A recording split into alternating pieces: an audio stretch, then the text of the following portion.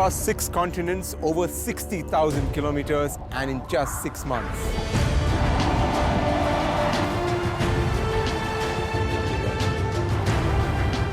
Six drivers stitched the world together through one great journey. Leaving a bit of India behind for the world and carrying a little bit of the world with us.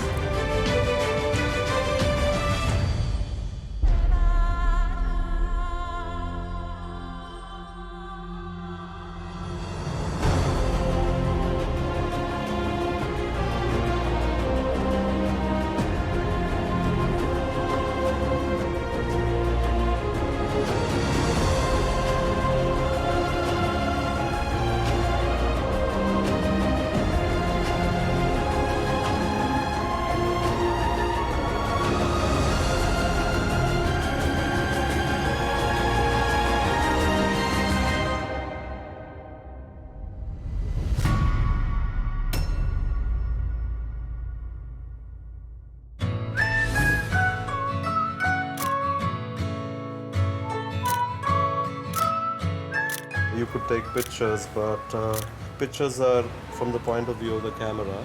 But as far as drawing is concerned, you spend time with the drawing. So there are these stories. So it's not just an image. It's always a story attached to a sketch.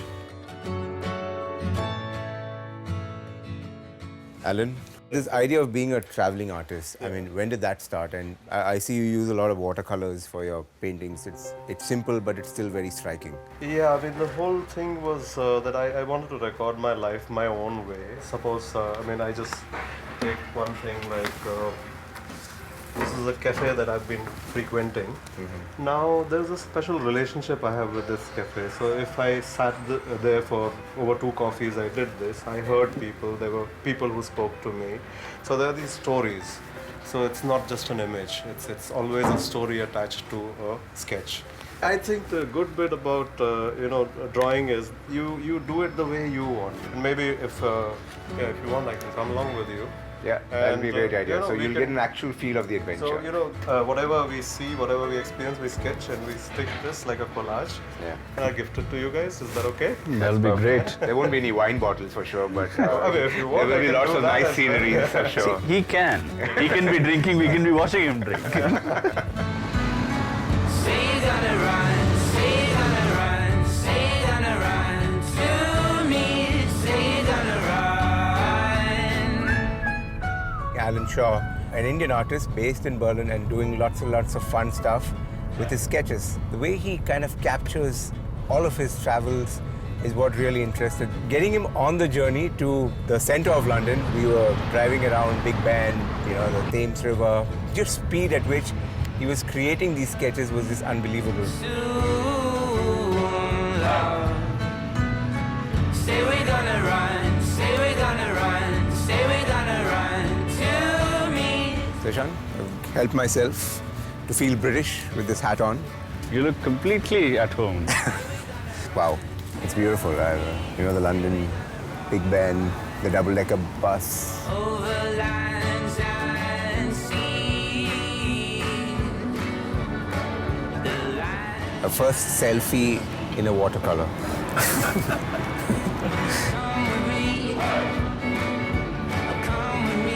Postcards from London. This is my position most times on the drive. So this is the masterpiece that Alan's calling this the postcards from London. This pretty much encapsulates our day in London. Fantastic, Alan. Thank you so much. It was quite an experience driving with you while you were sketching. And, the final product looks amazing. The postcards of all the members, Yeah. So this is your parting gift. Thank you so much. And good luck with everything. Yeah. Keep traveling, keep painting, and keep inspiring all of us. Yeah.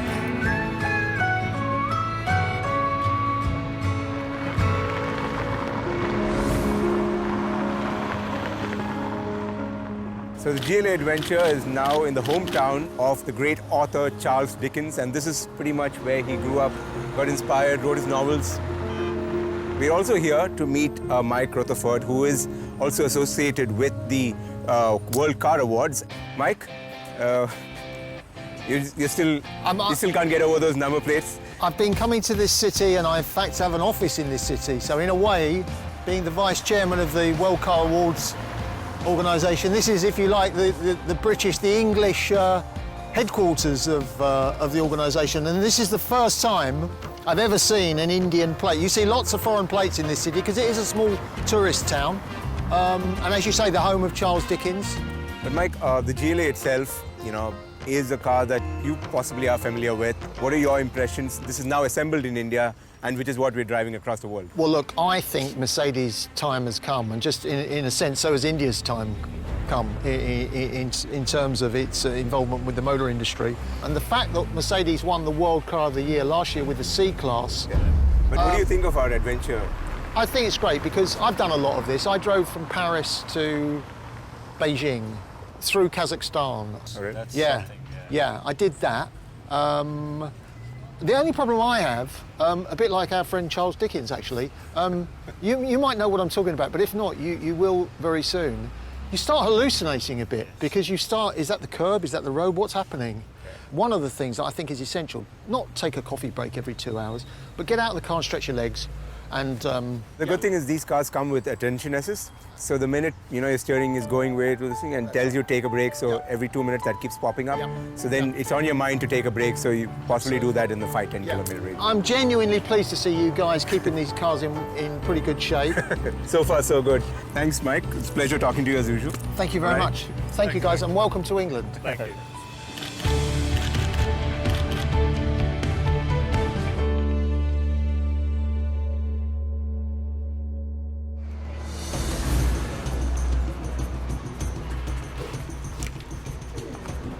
So we're kicking things off on day 19 of the Great Overland Adventure, very, very early. And Le Mans in France is our destination. And we're crossing the English Channel again, but this time by boat. So that should be lots and lots of fun, but again, lots of driving. So we should start now so that we reach Le Mans later in the evening. I'm going to do this on camera. Also very key because quite literally I'm going to give you the keys to the GLA, which I've been driving for the last 18 days. I'm going to take the Big Daddy, the GL. Yeah. Any words of advice for? The size is actually the biggest thing. It's big, but it's actually very easy to drive, so you shouldn't have a problem. Yeah, you'll find this easier to drive. So. Yeah, it should be easier, yes, definitely. Okay, let's be on our way then.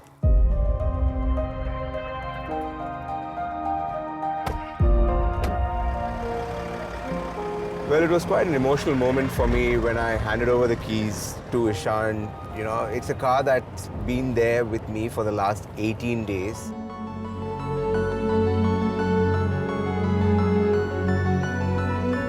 Well, we've clocked over 7,400 kilometers to be precise. So, yeah, lots and lots of memories on that GLA, just spending time with it, sitting inside.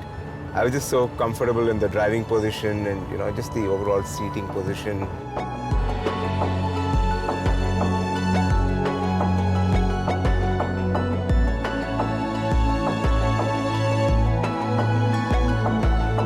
Hopefully I'll get those keys back, maybe in Frankfurt, which is still some time away. But I'm going to let Ishan enjoy what the GLA offers. I was looking forward to driving the GLA because it's a completely different experience to the GL. I've been driving the GL for almost 3 weeks now, so I've gotten quite used to it. The size, parking it, the width. The GLA, on the other hand, is so much more smaller and easier to drive. It feels a lot more relaxing too. Not that the GL is any more difficult to drive. It's been absolutely fantastic over the time that I've spent with it. So the GLA is, it's smaller, nimbler, easier to handle. But both the cars are equally suited to long distance travel, so that's a good quality that both of them share.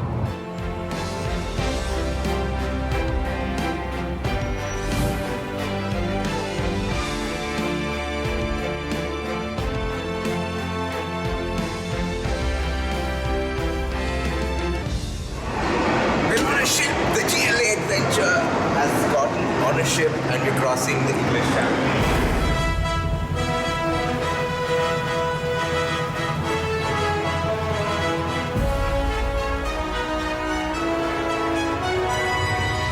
This time the ferry ride was quite fun. Inside the boat isn't as exciting as on top of the deck. So we did actually go up to the deck, actually see the English Channel, and it was quite magical, really.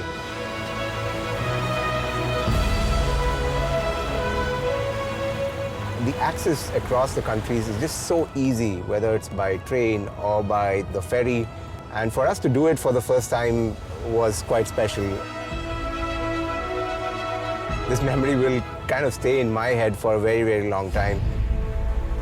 I like the way that we could cross these countries through the ferry or even the train.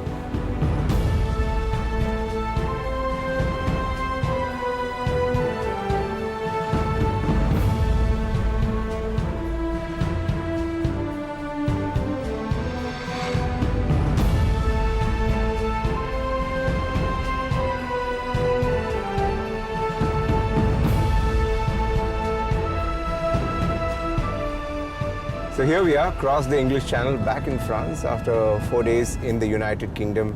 So we're now headed all the way to Le Mans. Slightly desperate times right now. We're trying to get to Le Mans on time, and the biggest goof-ups that we've done is not factor in the 1 hour that we lost while crossing the English Channel from the United Kingdom to the European Union and here in France. And that's something, when we cross time zones from the UK to France, you actually lose 1 hour, and when you go from France to the United Kingdom, you actually gain 1 hour. And that's something we didn't kind of factor in. We were quite comfortable. So a bit of a mad rush to get to Le Mans, because I'm guessing they are pretty punctual and pretty strict about these timings about getting onto the track. So we got to be there at least 15 minutes before our time slot. And it's about 350 kilometers to go, so possibly about 4 hours. It's not looking too good.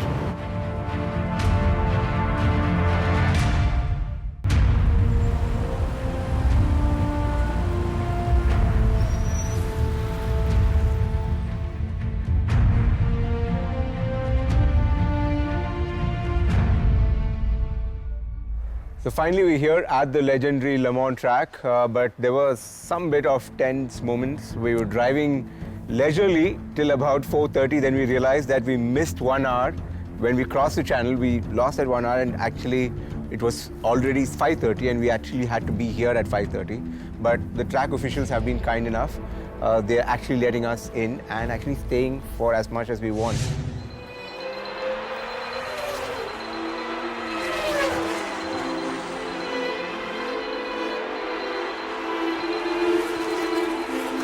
It is famous for that 24 hours of Le Mans, which is what everyone comes here for. You know, the whole manufacturing community wants to showcase some of their new cars here at Le Mans. Fantastic set of drivers that they get here. So every driver pretty much knows the circuit by heart by now, right?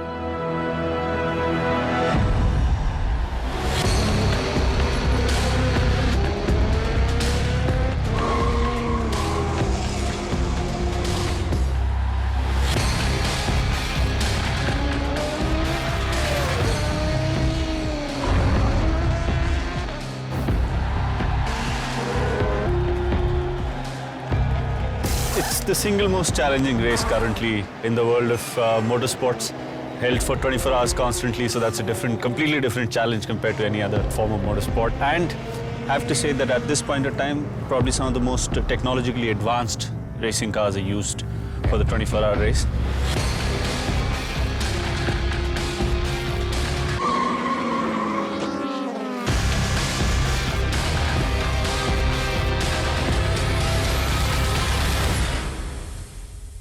I think we should go have a look at what the track is like. Yeah, we won't be doing 24 hours on the track, but at least 45 minutes to an hour, we should be having some fun with the GLA, right? Yes.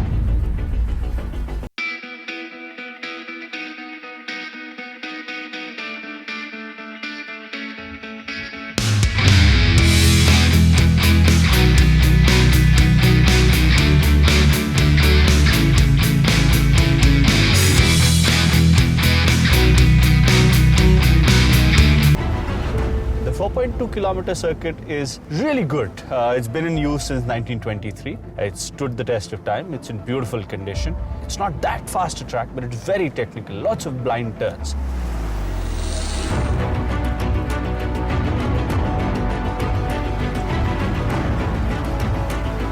Lots of crests, lots of rises, lots of dips.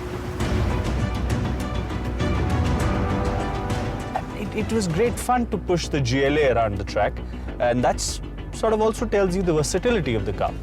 We've been driving it across various kinds of highways, all kinds of conditions, and it's quite fun to drive even at the track.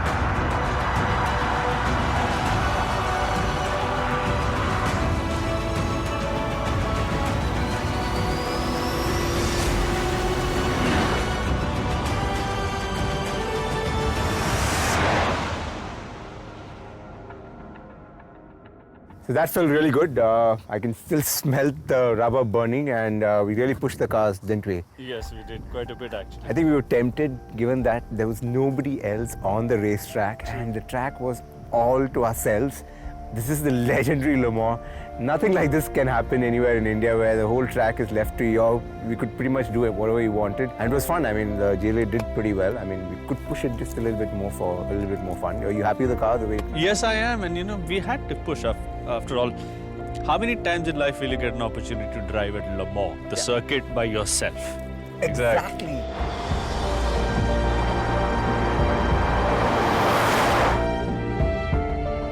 So day 19 of the Great Olen Adventure has been a day filled with lots of wow moments and a bit of madness as well. And it all started with an early morning start, driving up to Le Mans later in the evening. And now we're heading back for a night halt in Le Mans. And we have another long day ahead of us heading to Frankfurt in Germany. So we're going to get some good night rest.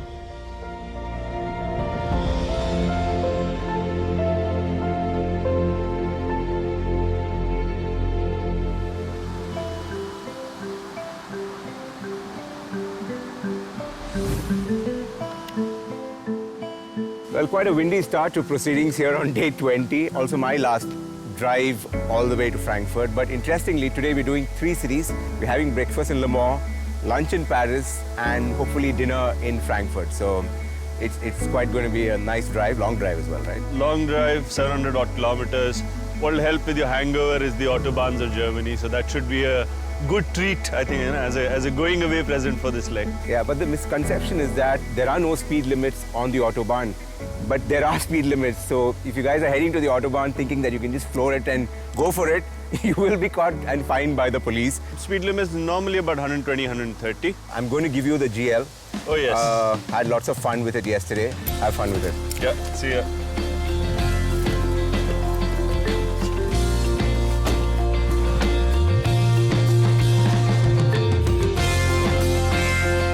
We were looking forward to a nice lunch at the end of this drive, but our welcome to Paris was a little different than what we had imagined.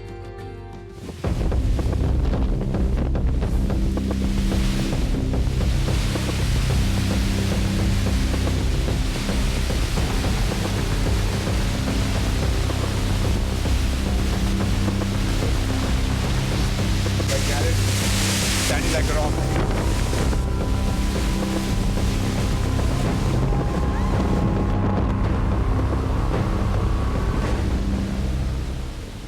That storm just welcomed us to Paris, and that's been happening consistently in every beautiful place that we've gone to, right? True. And now we're sitting inside and the sun is out. Des pépites de soleil dans vos yeux, oh yeah, yeah, yeah. We stopped over in Paris as promised for lunch, and we're going to enjoy some French cuisine. I've got some chicken, we've got some beef. Yeah. Bon appétit. Je bourdonne comme une abeille qui convoit son miel et je Babylone. Oh, baby, Well, they call Paris the most romantic city in the world, and I can quite see why. We've just had a short little drive across the center of Paris, across the main sites. délinquante et infidèle. À vos yeux, oh yeah, yeah, yeah. The river scene where all the architecture that Paris boasts of is pretty much around that river. Par l'instance du mortel, on me tue à tout petit feu. We actually got quite a nice vantage spot right next to the Eiffel Tower. Babylone. Oh, baby, Babylone. Baby, Babylone. So that's it then, day 20 of the Great Overland Adventure. And the reason I say that's it, it's going to be the last part of this leg of the journey, for me at least. Siddharth is going to take over from me to drive the GLA for the rest of the leg in Europe. Now we're going to head to Frankfurt. Yeah, it's a long, long drive. It's almost 600 kilometers to Frankfurt. So we're going to be hitting Frankfurt later tonight, possibly a couple of stopovers. So it's going to be late. Hopefully not too tired.